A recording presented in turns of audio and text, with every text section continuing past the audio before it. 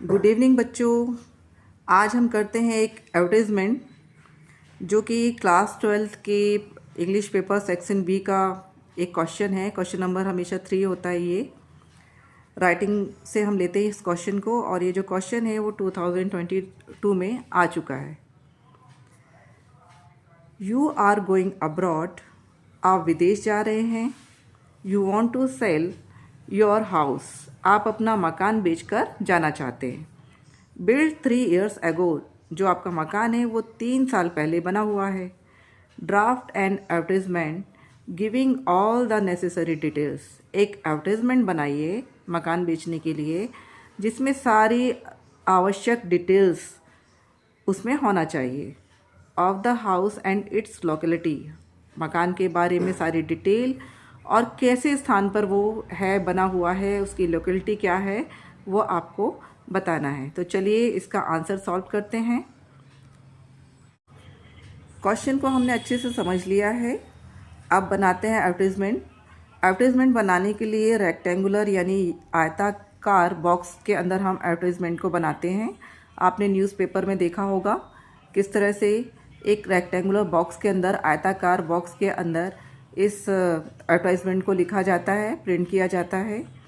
सबसे ऊपर हेडिंग लिखेंगे सेल।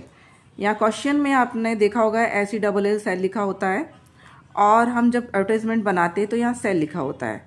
तो SELL सेल जो है, जो आप क्वेश्चन में देख सकते हैं, SELL सेल ये वर्ब है, मतलब इसका मतलब होता है बेचना।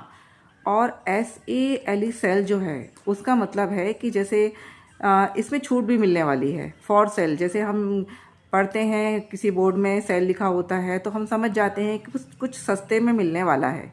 तो SALE सेल का यही मतलब होता है कि हमें इसमें कुछ छूट भी मिलने वाली है।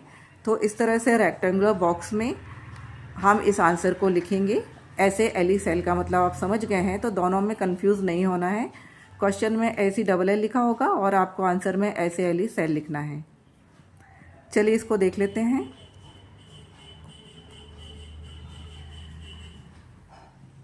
A well maintained independent house, अच्छे से बना हुआ स्वतंत्र मकान है।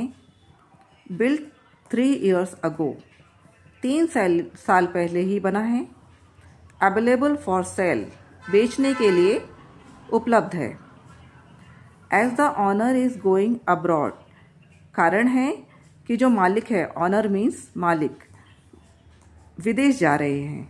तो विदेश जाने से पहले वो अपने मकान को बेचना चाहते हैं। पॉइंट्स को हम डॉट्स में लिख लेंगे। Point number 1, located in a peaceful residential area, जो हमारा हाउस है, मकान है, वो एक रेजिडेंशियल एरिया में है, आवासीय एरिया में बना हुआ पीसफुल मकान है, शांतिपूर्ण मकान है, वहाँ पे कोई शोर शराबा नहीं है। Point number 2, 3 bedrooms, drawing room, kitchen, मकान के अंदर 3 बेडरूम हैं, सोने के लिए कमरे हैं, ड्राइंग रूम है जहाँ पे गेस्ट को आप बैठालते हैं, ड्राइंग रूम, और एक किचन है जहाँ हम खाना बनाते हैं। Point number 3, 24 hours water and electricity supply, 24 घंटे पानी उपलब्ध है, लाइट भी उपलब्ध है, दोनों का सप्लाई बराबर आता है। Number 4, parking facility available, car खड़ी करने के लिए, कार, साइकिल, स्कूटर खड़ी करने के लिए भी मकान में जगह है।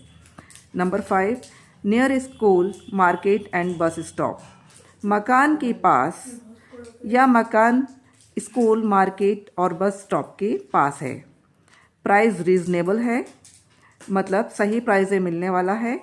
नेगोशिएबल है, मतलब आप इसमें भाव ताव कर सकते हैं, आप अपना भाव रख सकते हैं। नेगोशिएबल मतलब होता है कि आप इसमें भाव ताव भी कर सकते हैं। सेल का मतलब यही होता है, भाव ताव करना।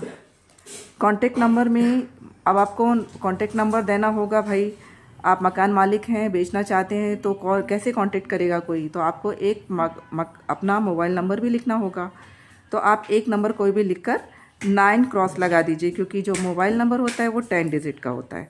तो इस तरह से ये आंसर हमारा तैयार हो जाएगा। आप यहाँ देख रहे होंगे कि साथ मैंने कैपिटल लेटर में लिखा हुआ है।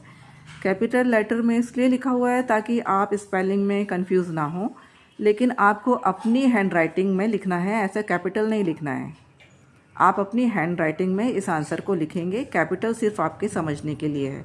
तो इस आंसर को रेडी कर लीजिए, बहुत इम्पोर्टेंट आंसर है।